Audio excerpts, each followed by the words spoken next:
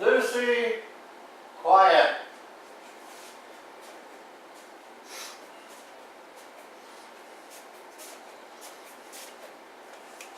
Okay. Very good. Okay, this is video number 1, major scale.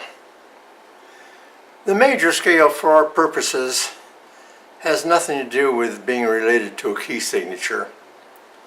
It's simply a pattern of steps and half steps from any white key or black key. Let's start off with C because it's the easiest. Now, half steps and whole steps. The problem is that the keyboard is made up of black keys and white keys, and they're all uneven. As you can see, 2 and 3 and so on. They're not 3 and 3 or 2 and 2. But you have, for instance, the smallest interval is a half step. So that's a half step from one key to the next key. However, that is not a half step because it's made up of a half step plus another half step, which is a whole step.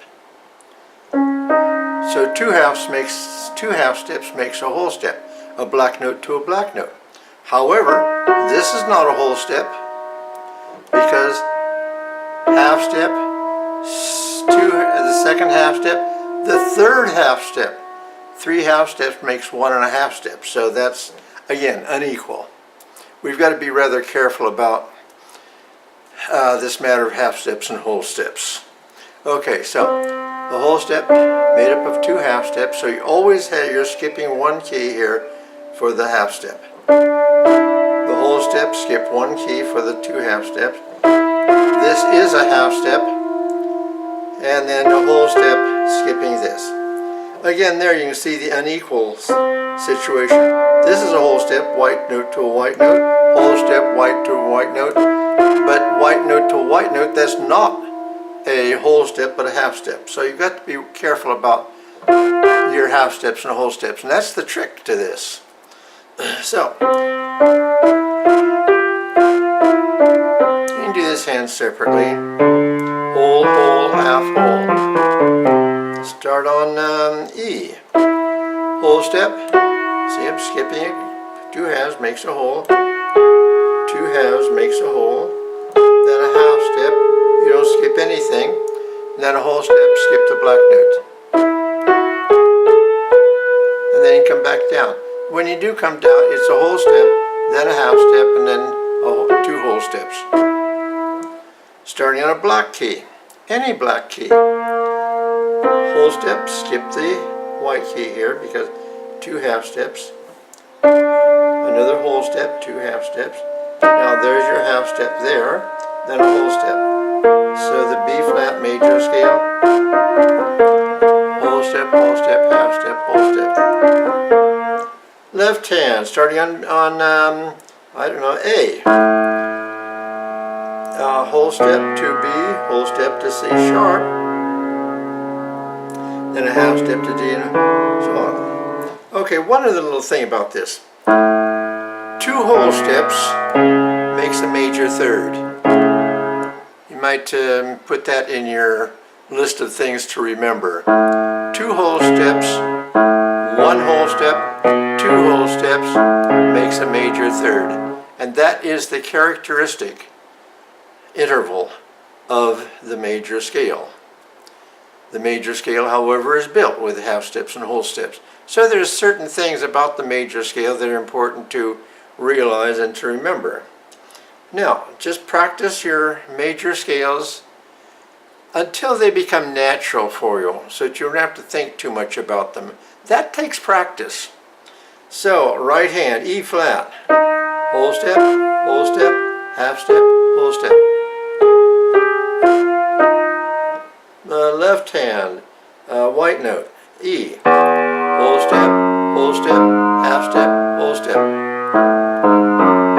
You can do it hands together if you wish. Whole step, half step, whole step. Again, there's no rule that says to play it hands together or hands separately. You do whatever you wish and vary it. Sometimes play your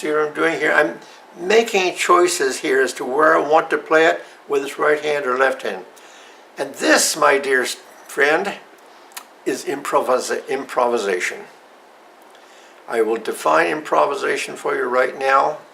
Improvisation is choices. In the spoken language, you make choices as to the word you want to use.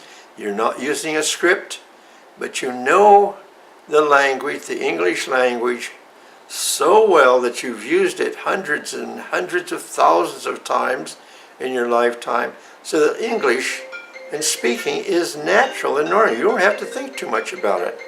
But you do use nouns, verbs, adjectives naturally. You must do the same thing with music if it's to become a language.